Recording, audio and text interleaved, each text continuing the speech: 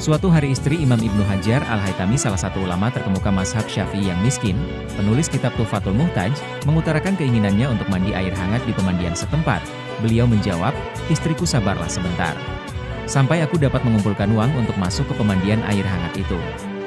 Setelah berhari-hari Ibnu Hajar menyisihkan uang sedikit demi sedikit hingga mencapai setengah rial, tarif masuk pemandian air hangat pada masa itu, lalu uang itu diserahkan pada istrinya. Istri Ibnu Hajar pun sangat girang dan ia segera berpamitan beranjak pergi ke tempat pemandian air hangat. Setelah sampai di tempat pemandian, ia mencari penjaga loket agar dibukakan pintu masuk untuknya. Namun penjaga loket tak mau membukakannya seraya berkata, "Maaf Bu, untuk hari ini saya tidak membuka tempat pemandian untuk umum. Karena hari ini pemandian sudah dibuking penuh oleh istrinya Imam Ramli, ulama terkemuka juga mazhab Syafi'i, kaya raya yang sesama dengan Imam Ibnu Hajar, beserta rombongan santri putrinya. Saya telah menerima uang cash, 25 rial sesuai pendapatan dari pemandian ini untuk sehari penuh." Beliau juga berpesan agar hari ini tidak membukakan pintu untuk siapapun.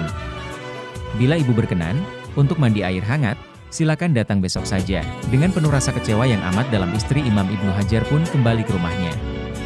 Sesampai di rumah, ia langsung menggerutu kepada sang suami sambil meluapkan rasa kegeramannya. Ilmu yang sempurna itu sebenarnya ilmunya Imam Ramli, di mana istri dan santri-santri putrinya menyewa pemandian air hangat seharian penuh. "Lalu apa yang kau miliki? Tidak ada apa-apanya kecuali kefakiran dan kepayahan. Ilmumu tidak menghasilkan apapun. Ini aku kembalikan uang yang telah kau kumpulkan." Setelah mendengar keluhan istrinya, Imam Ibnu Hajar berkata dengan lemah lembut, "Istriku, aku tidaklah mengharap harta. Aku ridho dengan apa yang digariskan oleh Allah Azza wa Jalla Sang Pencipta. Seandainya kau ingin bergelimang dengan harta, ayo ikut denganku ke sumur Zam-Zam." Kemudian keduanya berangkat ke sumur Zam-Zam. Sudah sampai di sana, Imam Ibnu Hajar memasukkan timba ke dalam sumur Zam-Zam. Ternyata setelah timba itu diangkat dipenuhi oleh dinar, mata uang emas. Lalu beliau bertanya pada istrinya, "Apakah ini sudah cukup?" "Belum cukup," jawab istrinya. Imam Ibnu Hajar pun menimba, untuk kedua kalinya. Setelah diangkat limbah tersebut dipenuhi oleh dinar, lalu beliau bertanya lagi, "Apa ini sudah cukup?" "Satu kali lagi, Mas." Lalu beliau menimba untuk yang ketiga kalinya, dan timba tersebut dipenuhi mata uang dinar. Kemudian Imam Ibnu Hajar berkata pada istrinya, "Aku lebih suka hidup fakir atas kemauanku. Aku memilih untuk diriku sesuatu yang dikehendaki oleh Allah Azza wa Jalla.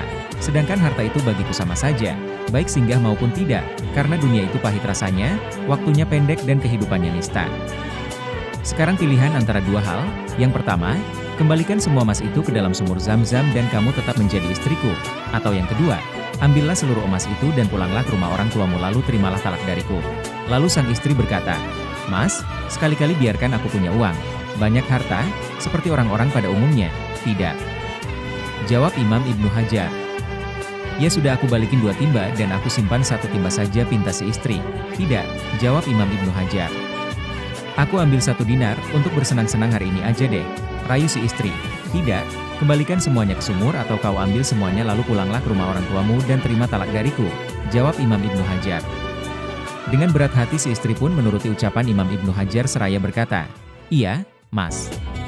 Aku kembalikan seluruh emas ini ke dalam sumur. Aku gak mau berpisah darimu. Kan kita sudah mengarungi bahtera rumah tangga bertahun-tahun. Aku akan bersabar untuk tidak tergoda dengan gemerlapnya harta." Demikianlah salah satu karomah Imam Ibnu Hajar Al-Haytami, namun beliau sembunyikan dari istrinya.